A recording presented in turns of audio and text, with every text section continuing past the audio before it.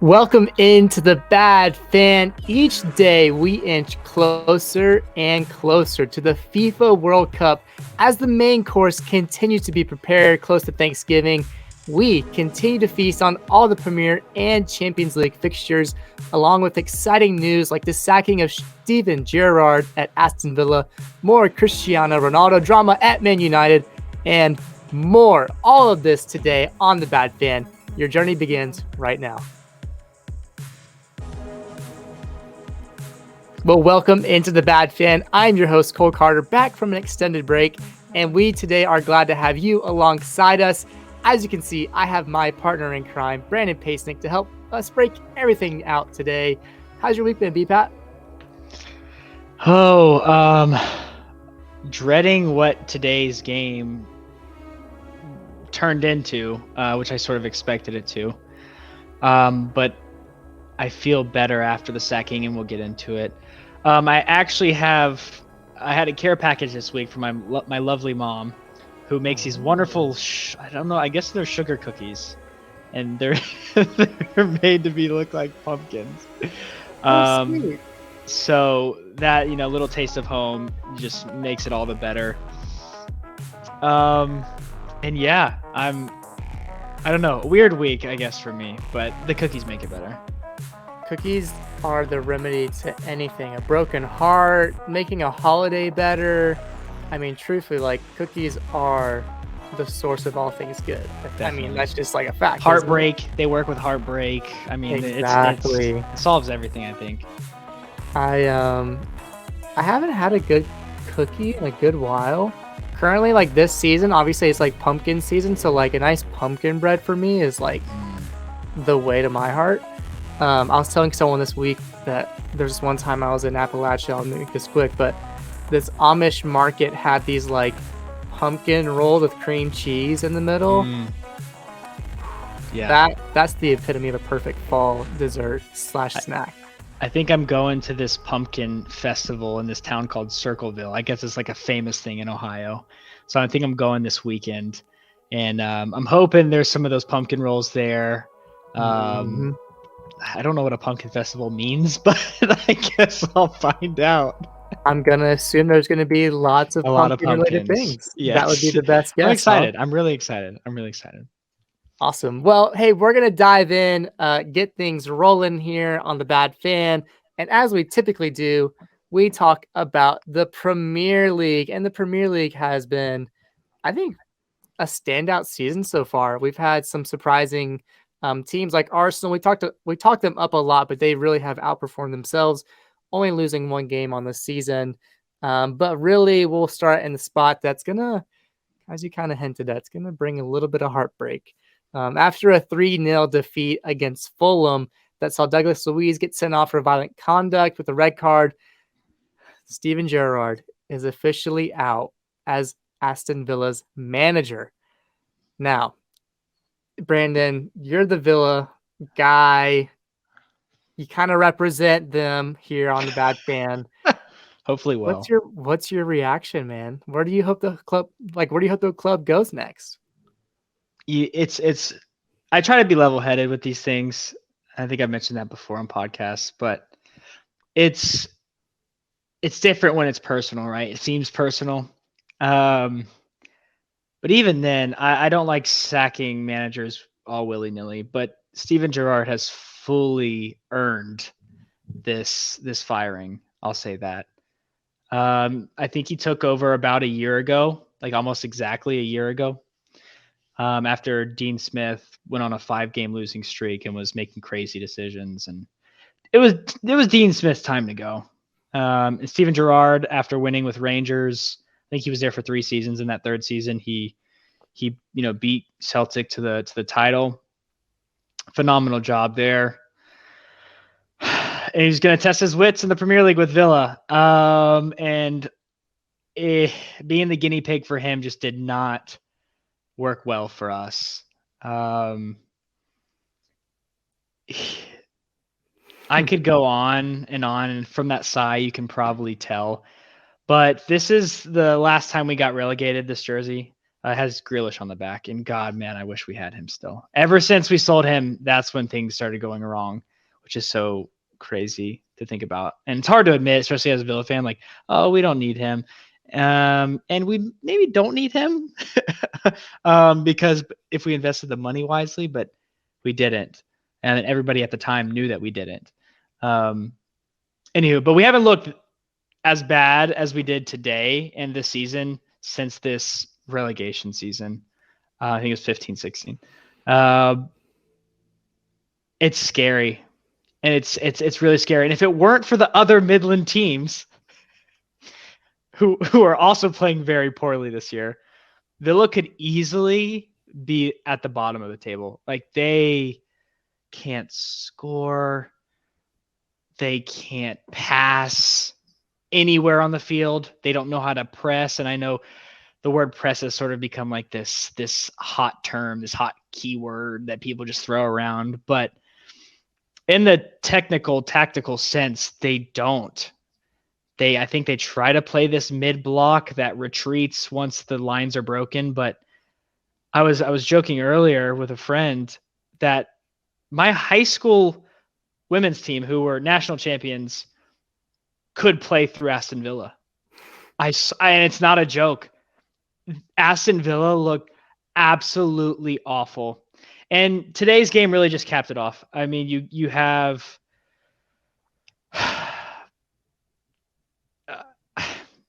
you have a red card, you have an own goal, you have, what was the other goal? I don't know. It was a penalty. That was one of the other goals. Mitrovic with the penalty, which should have been saved, by the way. I don't know if you saw the replay. Martinez was right on it, and it like deflected off of his. I don't know. It's one of the weirdest. He hasn't even been the same keeper since they acquired him. He had that one really awesome year, and he hasn't been the same. Yeah, after his first year, and last year he was okay, but man, ever since that first season, you're right, when he was at Villa, when he transferred, he has not been the same. It's really weird to watch. Yeah, our team looks awful, and they looked devoid of any confidence. So sorry for the rant, but no, you're good. They have been so hard to watch. Yeah, I'd honestly rather watch MLS than watch Aston Villa at this point. Well, you hinted at it a little bit, and you can kind of see the Premier League table there. I'll zoom in a little bit for you guys, but Nottingham Forest are currently at the bottom of the table. And you have Leicester, who have been sitting bottom for a long time until their result today. But Villa, they're sitting 17th, equal on points with Wolves and Leeds, who also drop points. But, sitting 17th, is that a sackable offense? Only 11 games in. I mean, yeah, I think they took into consideration the whole year since he's been here. And the reason why they fired Dean was to propel this team into Europe and taking steps forward towards that. And honestly, we've only gone backwards. We've spent money. I guess it hasn't been well. We brought in an expensive managerial staff. That hasn't worked out. To me, those are backward steps. So there's a lot hinging on this next managerial appointment, but definitely was time for Steven Gerrard to go, especially when the fans start to turn, and you don't give them anything to be confident about. I mean anything, not at the press conferences, not anything at all. It's time to go, as the old Arsenal fan TV meme goes. So you've seen the table. We've obviously had the sacking. Who do they bring in next? Is it a Pochettino move? Is that the big investment that they want to make into their future? I mean, is it Thomas Tuchel? Does he want to come back to the Premier League so soon and go for a project like this? Deshaun Deitch, he hasn't had a job in months now. Does he make his return? Is he the fit for Villa? What are you hoping to find Villa? Like, who do you want them to bring in? That's such a good question. Who would you bring in? I'll answer after you. How about that? I'll flip it. It's hard, right? I mean, Pochettino has been linked with every club in the entire world. Seems like it. The Real Madrids, the Barcelonas, coming back to Tottenham last year. Obviously, he was at PSG, and then you had Man United opening. At some point, he's going to come back. I don't know what he's waiting for because, again, let's just say Real Madrid fired Ancelotti. You said no to them earlier, so you're going to say yes to them now. So it's like I don't see him going to those big clubs he was linked with prior. Obviously, Man U is going to be long-term hooked up with Ten Hag. I don't see an opening that's going to come. I mean, you want to talk about a big club. Historically, Villa's a big club. They want to reclaim that. And now they have competition with another club like Newcastle. Mm-hmm. Newcastle's had a big investment, obviously, with the Saudi Arabian fund coming in. How do they compete? Well, you want to bring in a world-class manager. They thought they were getting something special in Gerrard, having a nice stint in Scotland with Rangers, but did not prove to have the same worth in the Premier League and, fell short of that expectation. So Pochettino seems to be the fit. If he's going to come back, he's got to start somewhere. It seems like it'd be a decent project. I don't know tactically, are the guys on the team that they have now, are they going to be who he wants? Or is he going to need a huge, huge investment, $150 million to build a team that he wants? I don't know. That's the question. But as far as what's available, it's hard to say who else there is. I mean, Graham Potter already went to Chelsea. Had that not happened, maybe you kind of pry him away from Brighton, but that's in the past now. So I guess you're going to go for Poch. If you saw something better than Gerrard, that had to have been it. Yeah. I mean, I think there's a lot of things better than Gerrard. I think Ashley Young could probably become a player manager and coach better than Gerrard. And I mean that with full disrespect. I think, I mean, I would love Pochettino, having him back in the Premier League. But he's just a top echelon manager. And in all reality, it's really, really hard to, one, convince those coaches to come anywhere, but to come to where Villa's at right now and sell them on some project that you're hoping is going to, turn out in the future and they can be a part of it and whatever. I just don't see Pochettino as being realistic. Now, I will say, and if I'm trying to convince myself that it might happen, I will say when you're out of a job for a while, your stock starts to drop. He's been out of a job for a little bit now, and I don't see any jobs opening up on the horizon unless he wanted to coach not in the Premier League. He could probably go get a job anywhere, like a top 4 club in France or Italy. Like he could probably go do that. But I just don't know. I just don't. So that's where I'm like, oh, maybe. But in all reality, paying for him, we could get him in, but his demands of like us going and buying players and stuff, this squad is not going to be a Pochettino squad. I think he'd get a tune out of him.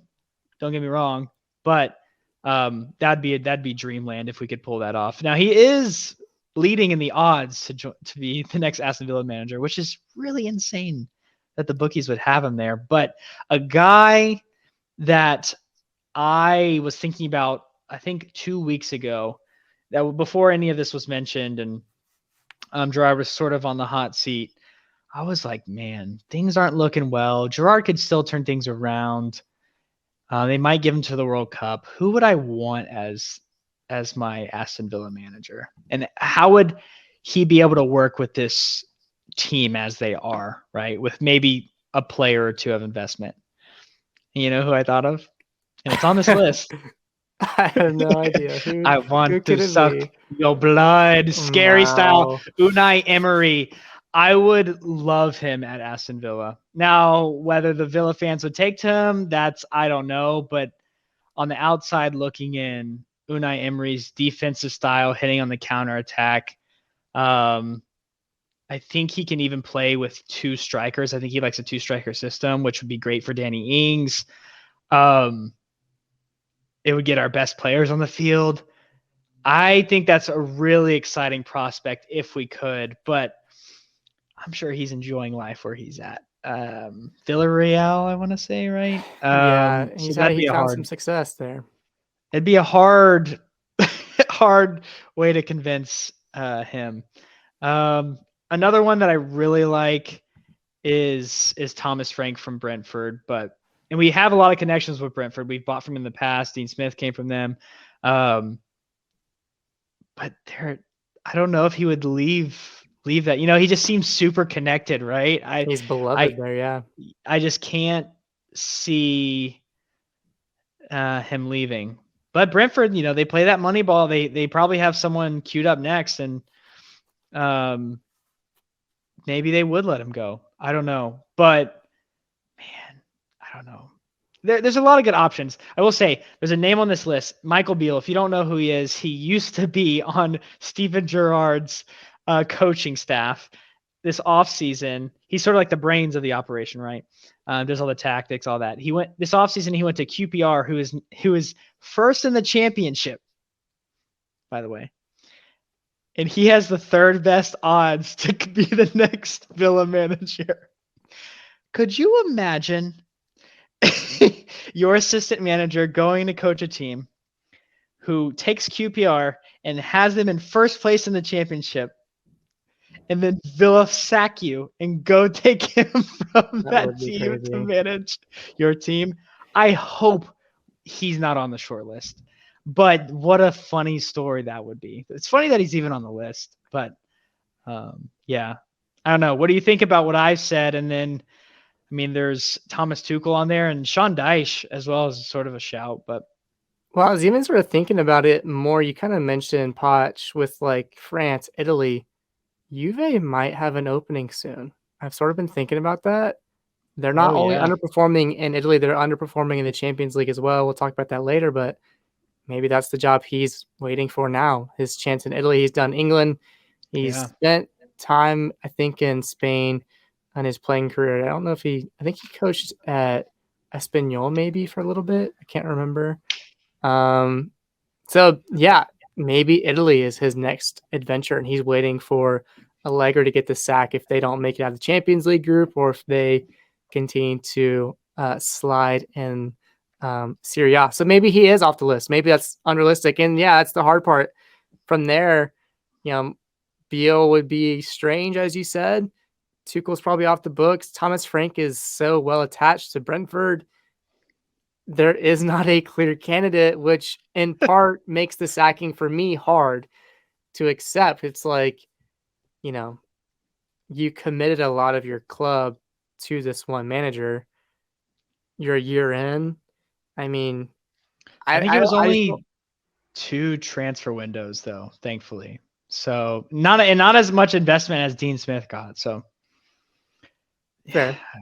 It's crazy. So it's a peculiar position. I'm glad I'm not in, but I really don't have a clear answer because the market's not that saturated right now with, you know, well-known managers that could fit the role. But maybe I'm missing it. But I have no yeah, idea. it's probably someone we don't even know that's coaching. Yep. I don't know. We come out of Yep. nowhere, but we'll But see. well, we will Hoping see for the indeed. best. Yeah, for the villains, we do want them to succeed. You had high expectations, maybe lofty ones, Yeah. but falling short right now, at least. Mm-hmm. Well, in the midweek, Manchester United, they dominated our Tottenham Hotspurs. Steven and I walking away pretty sad. The Theater of Dreams became the Theater of Dream killing for Tottenham.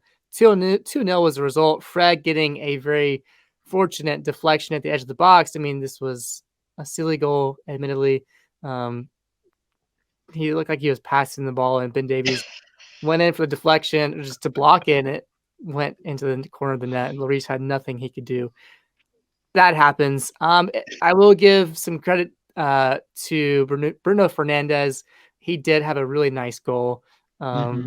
Just curled it perfectly. So they do win. They really dominated the match. I mean, they were peppering our goal. Lloris had some It's incredible amazing saves. save. I mean, God, it could have been 6-0 if he was not playing the game that he had. It was he pretty was incredible. phenomenal. So, yeah, definitely not like a man we deserve to win. It was no man. You dominated the game from start to finish, and for me as a Tottenham fan, it's just like we are dearly missing Kulusevski since he's been hurt Yeah, after that international break, which every single international break a player gets hurt from Tottenham. It's just like insane. I don't know like sucks. why it's such a thing that happens. Typically, it's our Argentinians, but this time it was the Swede, and then Richarlison also getting hurt.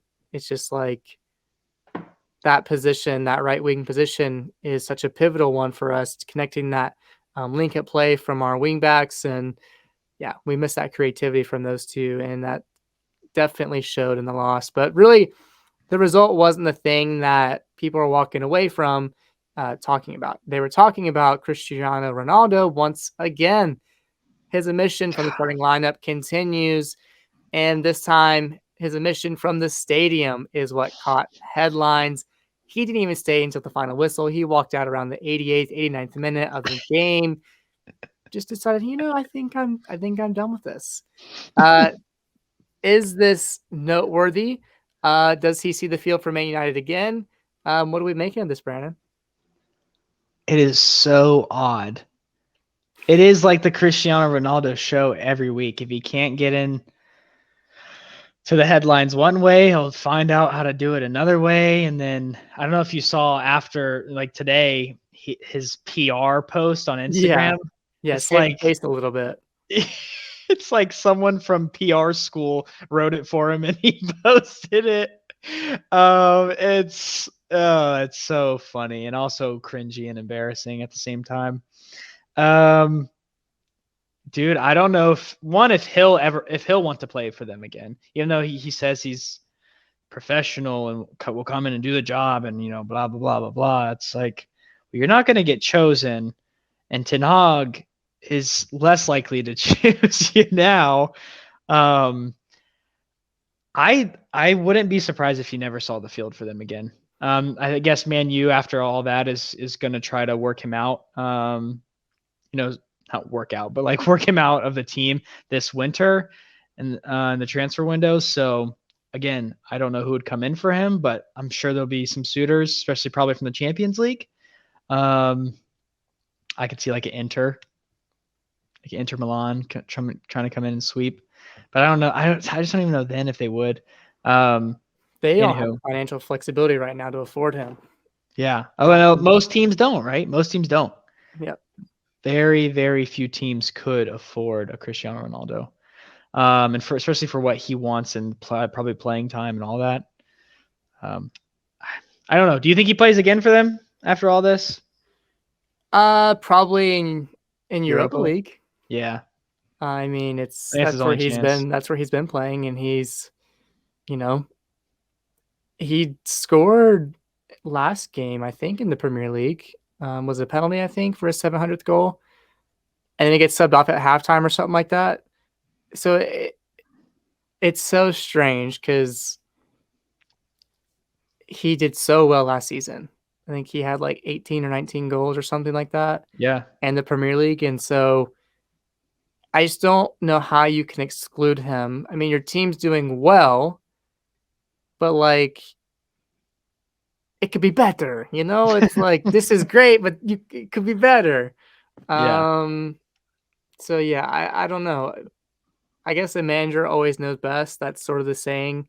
We're not in the locker room. We're not on the training grounds. We're not, Yeah. on the day to day. And we get the perspective that Cristiano's pushing, that he's a victim, and then we get Ten Hag pushing that he's in charge and he's put out the best lineup. So it's sort of this, battle of egos, and you have the biggest one in the world, and you have one that I'm sure is getting there as well as Man United continue to be successful. So it's hard to say Ten Hag is wrong as long as they keep performing well as of late. Yeah.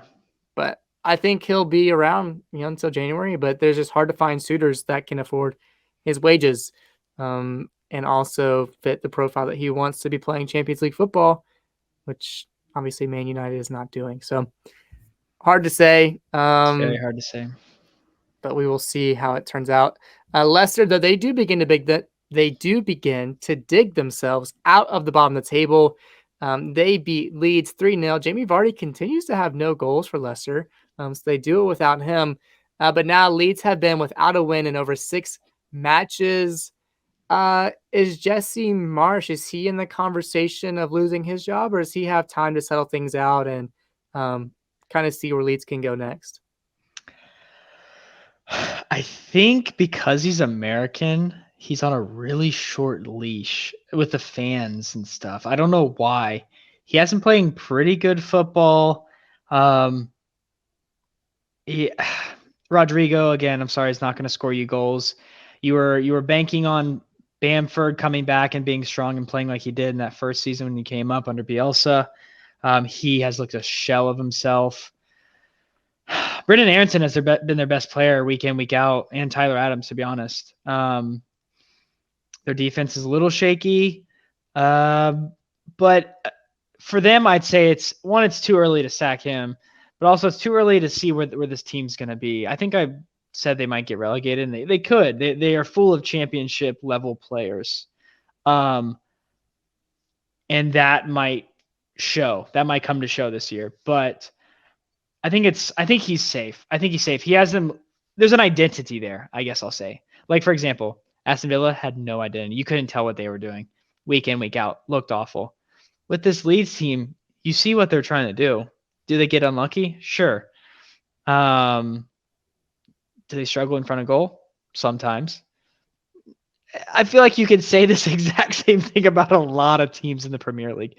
They just happen to be on 9 points. I think they'll be fine. I think they'll pick up enough points and he'll keep his job through the end of the season probably. Yeah, I don't see any issues with him keeping his job. You can't just fire everybody.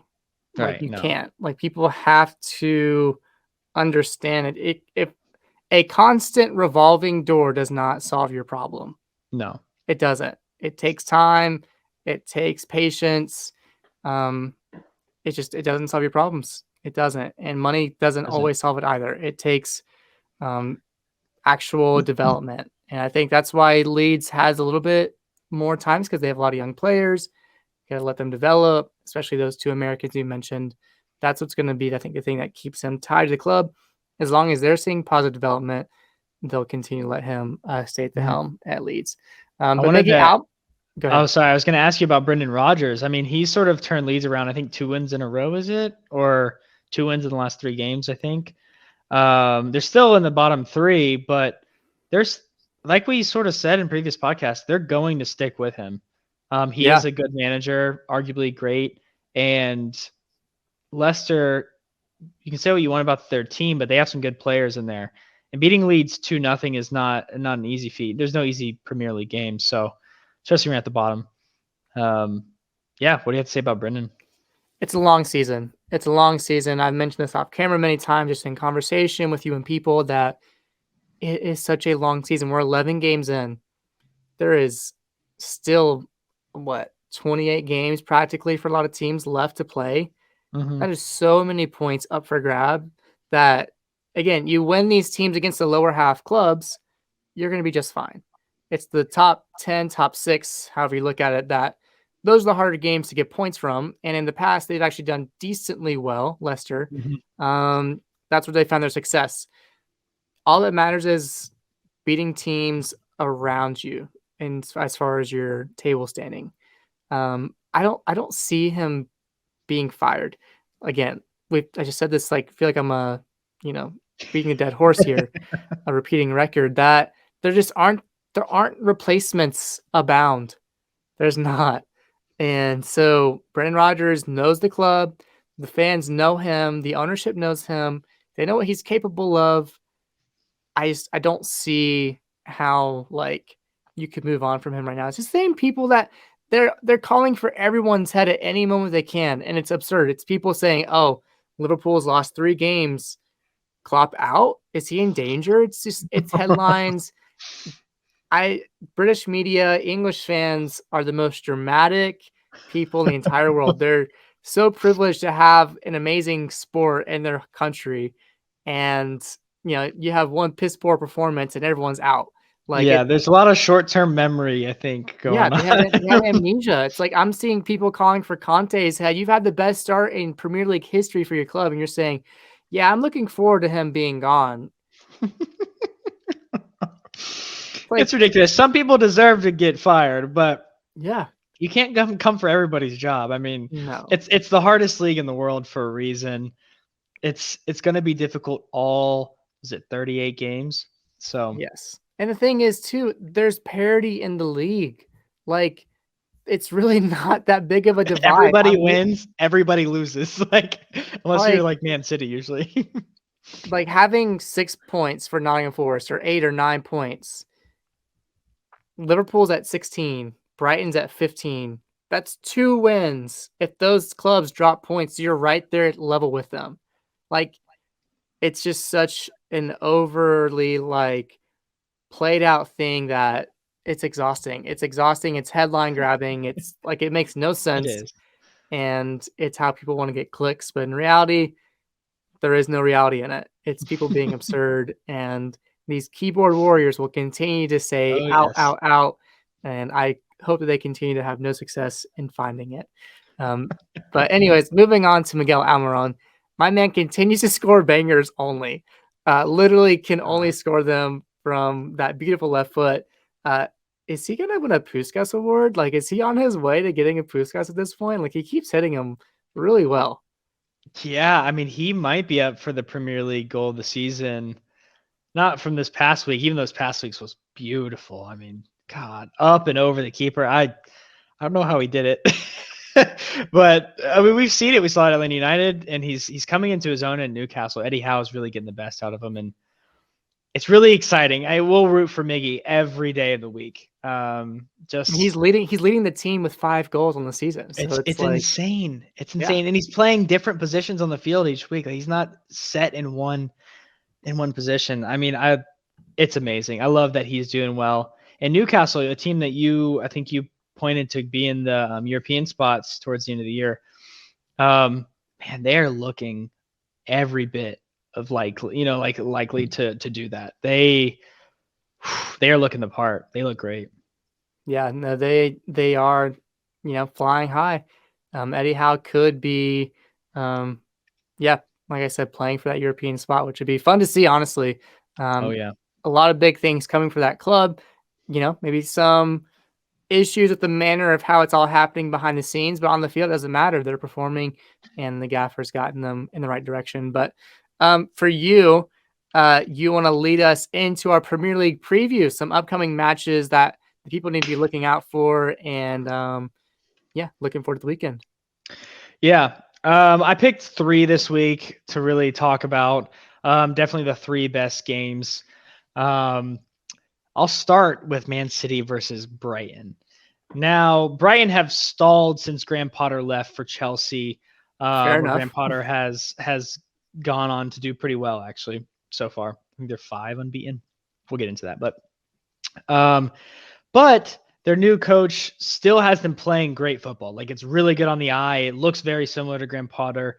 They're just struggling in front of goal, which, if you remember to last year and the year before, they've always struggled in front of goal. They don't do well. They'll look really hot and then they can't score a goal to save their life. Um, with that as well, Brighton have only won 1 from the previous 11 games against Man City. With that as well, City were I wouldn't say were pretty unlucky to lose their last game against Liverpool. And Robot Holland did not score. So if you see the math equation, I'm sort of adding up the maths. I'm All on saying a hat trick. this could be a rare ugly game for Brighton. It's sort of lining up like that in my eyes, at least. But it could be like a 4-0, or knowing what Brighton are capable of, right? I think it could be very, very exciting. So that's why I circled this one. It's going to be exciting either way, I think. But definitely one to circle. What are your thoughts going into this game? No, you laid it out really well. It's hard to beat Man City. It That's is. how it's always been. They lose 3, 4 games a season. It's even harder to beat this Man City team. And Liverpool got the best of them, like you said, kind of a bit unlucky for VAR call and whatnot, potentially. Mo Salah beats you. It happens. It was honestly an awesome game, Yeah, it Liverpool Man was City. great. But yeah, Brighton, they need to pick themselves up. They're sitting what, seventh, I think, in the table, 3 or 4 points off the Champions League spots. So they're not in a bad position, but like we've talked about, the long season, they need to grind out results. The best thing for them realistically is a draw. I Yeah. think it's at home at Man City, going on the road to the Etihad.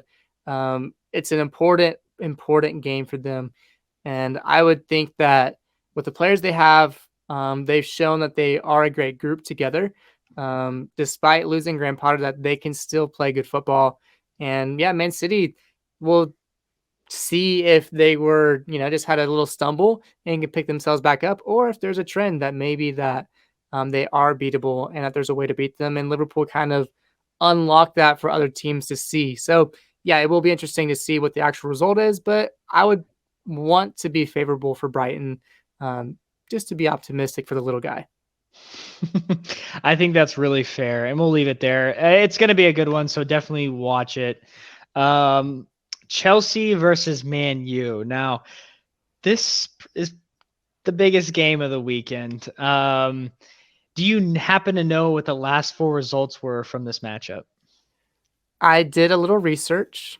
I think it's been just head to head, like plain level the past couple times, just a bunch of draws. So Yeah, hopefully a four breakthrough's coming. four draws in the last four games. Um, Stamford Bridge is going to be right up for this one, I Oh think. yeah. Like I said, I think they're 4 or 5 unbeaten at this point. Um, it's gonna be jumping, especially it always is in these big games, right? You got to see one last year, two last year. Yeah. So yeah, you were at the bridge. Tell us how exciting it is when you get in there. It's crazy. As a Tottenham fan, I had to keep my lips shut. And I honestly didn't even have anything to cheer about in the first place. I was kept shut naturally throughout the result of the game. But no, that place is awesome. The Chelsea fans are great.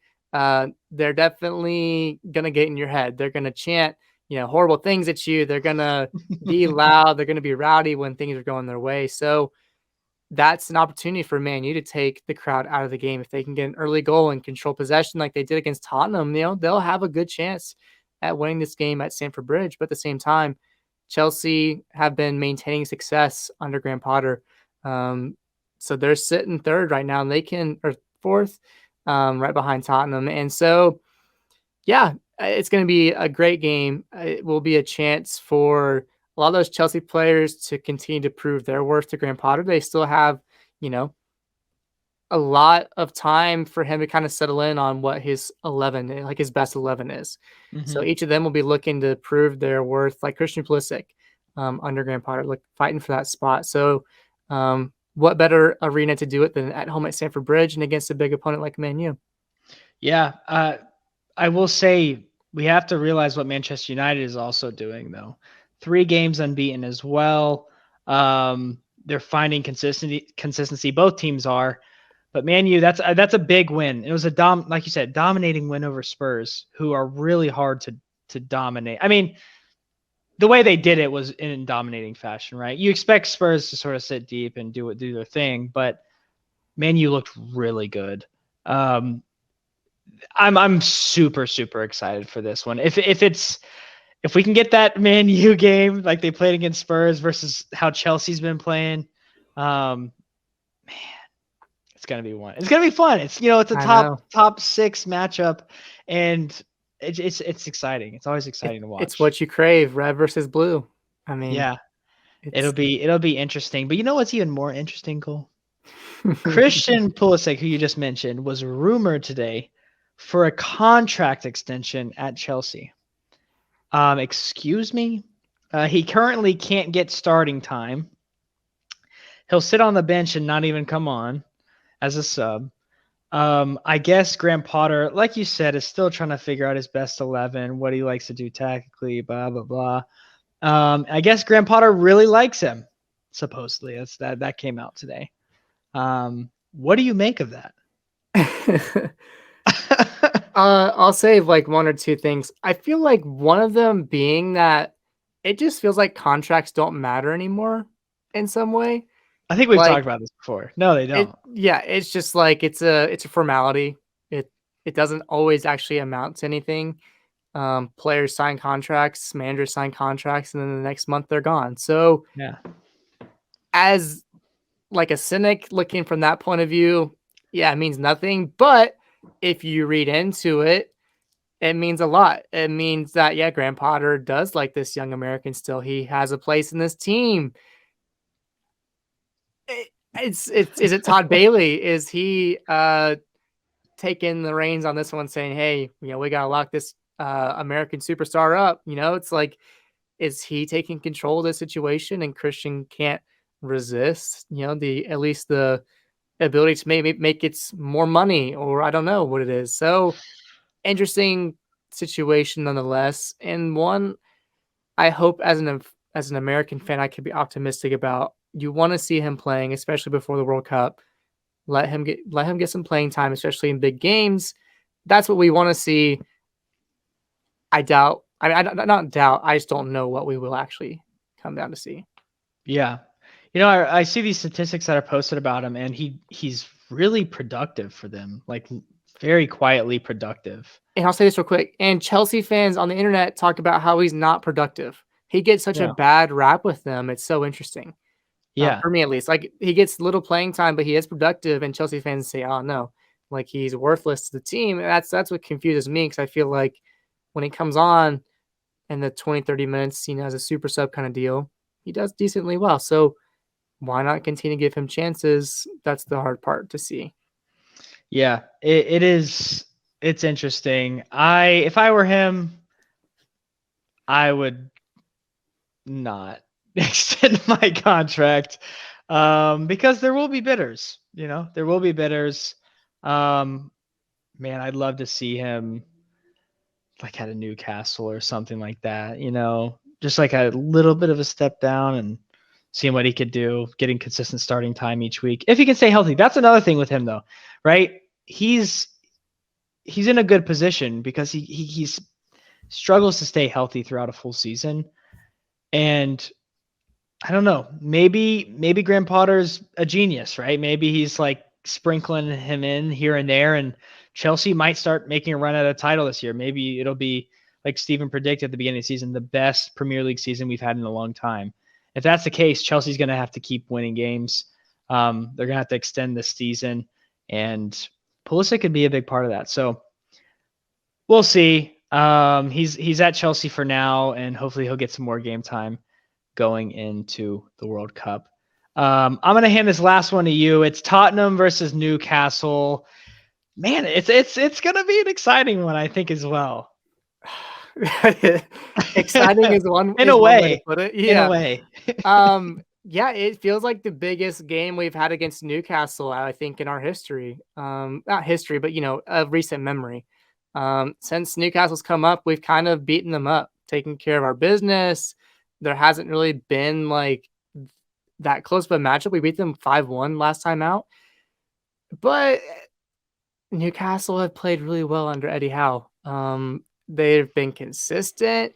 They've shown a bit of quality here and there. So with Tottenham, the big thing is, how do you rebound after that more or less embarrassing defeat against Man United? I mentioned it earlier. Kulusevski might be able to come back for this one. It's hard to say with him. It's a weird injury. And then you still will be missing Richarlison, I think. So you really need that attacking threat on the right side. Lucas Moura isn't even fully fit. Can he fill that position? So we changed the tactics up last time. We put Bentancur, Højbjerg, and Basuma in the midfield. Is that going to work better against Newcastle than it did Man United? I hope so. I think it's at home, which is a big benefit.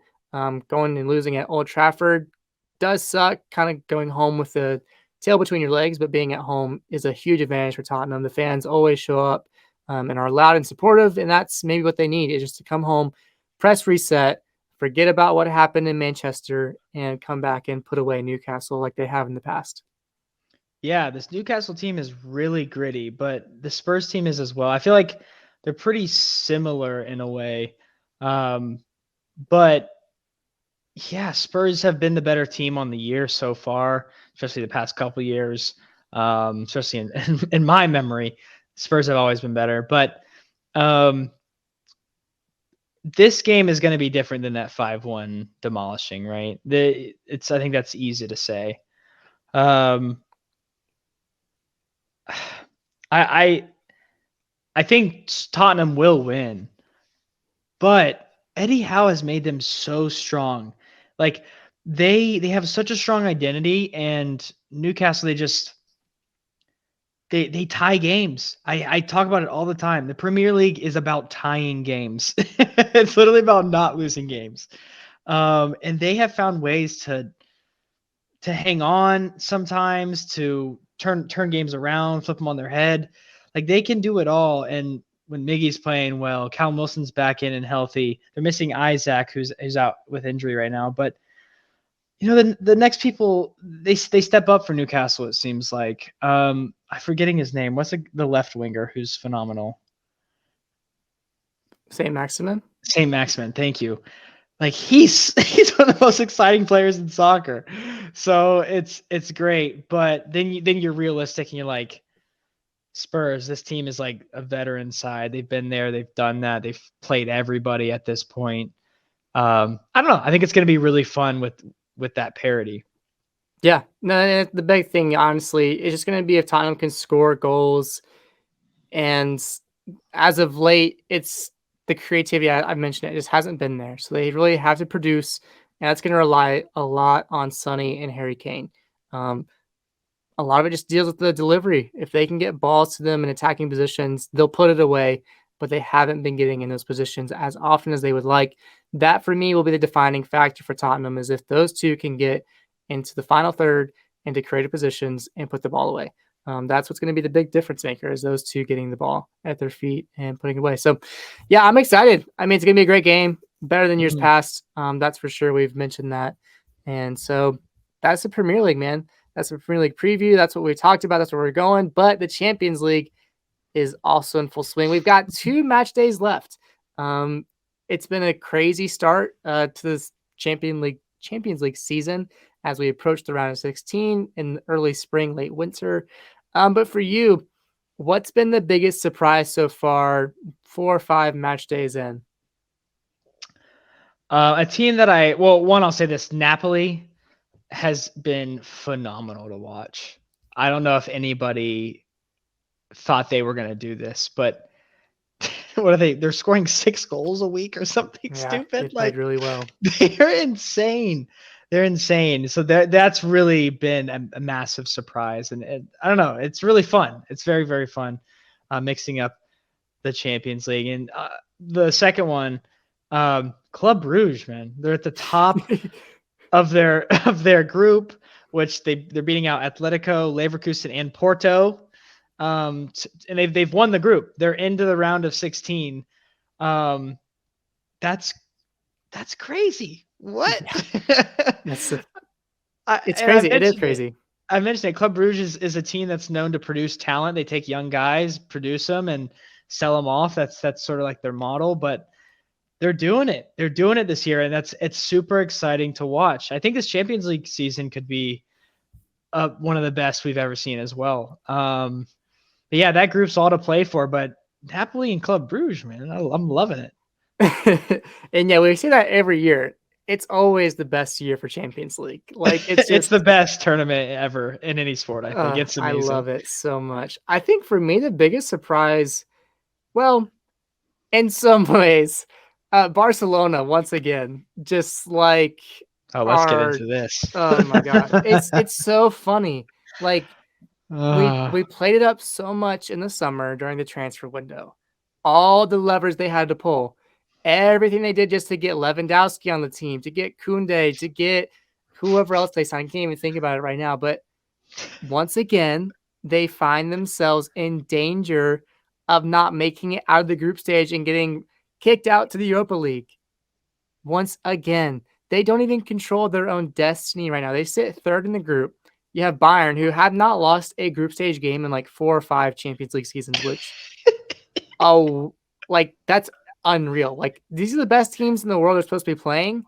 They have not lost a group stage game in years. It's insane. Like, that's incredible. So yeah, obviously they're leading the group and they'll already be qualified for the round of 16. But right ahead of them is Inter. They lost to Inter, and then you have Victoria Plzeň at the bottom of the group. But as I said, they don't control their own destiny. Inter, with their 2 games left, they play Bayern and they play Plzeň. Barcelona cannot let Inter get more than 1 point. Otherwise, Inter will qualify above them on points. So let's think about this. Okay, sure, they can lose to Bayern. Plzeň, not a big opponent, probably pretty easy to beat. Barcelona are in serious danger of losing. And as I mentioned this in the summer, they literally cannot afford this. They can't. Not only can Inter not get a point for the next 2 games, but doesn't that mean Barcelona have to win both of those games as well? They have to at least, yeah, I think either goal differential, they have to score a crap ton of goals and get 4 points. So a draw and a tie, or a draw and a win, I think, and then score a bunch of goals, I think. That's looking grim. But also, yeah, they literally can't afford it. They can't afford this financially. No. Even if they win Europa League, it does not pay out as well as advancing in the Champions League. So we mentioned this. They have to win either La Liga, they have to win Champions League to continue to support their club, which is in billions of dollars in debt. Billions. And they're going to continue to be in debt the longer that they continue to not win, as well as they continue to let these other entities control their income. It's such a dire situation and laughable from a far away fan's perspective. If I'm a Barcelona fan, like at some point those alarm bells are going to start ringing. The red lights are swirling around. Should be ringing. It's an unreal situation, and I just don't know if the average fan understands what's happening here. Like, this is a huge deal if they cannot get out of the group stage, and this is the group of death. We talked about it, but yeah, it's a dire situation nonetheless. It is. Pull the lever, Kronk. They are out of levers as far as we know, as far as we understand it. They pulled all of them this summer just to register this team. I read something this week, which isn't surprising, noting that you just said they're billions of dollars in debt. They have still not paid off Philip Coutinho to Liverpool. They still have not paid that full transfer fee yet. That was what, 5 years ago? It's a long time. I think. What, $140 million? And that's just one player now, okay? Think of all the other players they've bought and transferred and whatever and probably haven't paid off. Hello. Poor financial management by them continues to be poor. And it's more of what we've been saying. They are digging a hole that they will not be able to get out of. Nobody, unless Apple comes and takes over, Apple the company, yes, comes and takes over this club, which Apple probably won't. Like, there are very few billionaires on this planet that could turn this Barcelona club around. And that's just the fact of the matter. And it's not going to happen. It's not good. No one's going to come save them. Well, I think we mentioned it's because that's just not how they're structured as well, right? Yeah. The way that they're owned or run, they don't have like a single owner. Like, it's kind of collectively like a done rotating, or something like that. voting cycle that they do. I don't understand it. But so it's like, even if Elon Musk wanted to come in and absolve all their debts, I don't think that they could do it because that's not how the club operates. So they're in a very sticky, deep situation. It's bleak. It's not impossible, but it's unlikely that they even advance into the group. And they also, they just came off a pretty poor performance against Real Madrid. It was like 3-1, I think. 3-1. I think it might have been like a late goal, like a garbage goal. Yeah. So they're not looking likely to even win La Liga. So what? They're not going to win anything this year, folks. I'm sorry. Maybe Europa League. But even then, like, I just don't think they will do that either. Like, Barcelona have proved nothing over the past couple of years, and except that they can spend money unwisely. And I don't know. It's gonna be their doom. It's all I can think about. I'm sorry. Maybe I'm not giving them enough credit with stuff. They have amazing players. They have amazing history, but right now it's scary. Yeah, Xavi's not getting the job done. I think compared to the past couple of managers, his record is not up to par with them, which is ironic considering the firings that they make so like abruptly. Um, Apparently, he's getting the long term like stability there, but again, they probably can't afford to fire him either. So enough about Barcelona. That'll be a fun one to see if they can get the results they need to move on. It has happened before. Teams that had no chance come around and they make it through. That was much like Yes. Tottenham. They escaped their group in 18-19. They went all the way to the Champions League final. So maybe there is a Cinderella story coming for them. But yeah, Tottenham, they lead Group D. Everyone, though, has everything to play for in that group. So it's interesting to see. They have 7 points, but Marseille and Sporting both have 6, and Frankfurt's only behind 3 points from the top. They're at 4 points total. So everything to play for in that one. It's kind of scary considering, Conte doesn't have the best Champions League history and the run of form hasn't been perfect. So hopefully Mhm. that they can grind out some results and escape Group D. Hopefully on top, that would be the most important thing. But honestly, advancing is all that Tottenham fans care about. They want to continue to see Champions League football played in that beautiful stadium, of which people are keeping an eye on, might actually get a new name. Google and Amazon apparently are in talks with Tottenham to rename the stadium at Mm. I think it would break the record for a stadium rights deal. With Spotify, I think just did with the Camp Nou. Amazon or Google could break the bank, and that would be an awesome thing for Tottenham potentially come January transfer window or in the summer. That money pouring Wow. in, allowing them to maybe make some more big moves. So we'll see, but a little bit of news there. And then the big one for me, Juve. Juventus. I they really are just dropping the ball. I think did they just lose to Haifa this past week? Like Yeah. Well, they lost the week before, I think, or one. I don't know. Whatever. They're bad. They're it's bad. understandable to lose a game against PSG. Benfica has proven to be a tough team in Champions League. Obviously, in Portugal, they've been great. But come on, walking away with only 1 win and 3 losses in this group is unacceptable. And that's the thing for me, that them getting eliminated from this group might be the final nail in the coffin for Allegri. Juve, for me, is I think the biggest surprise, even over Barcelona at this point. Mm. That's a fair shout.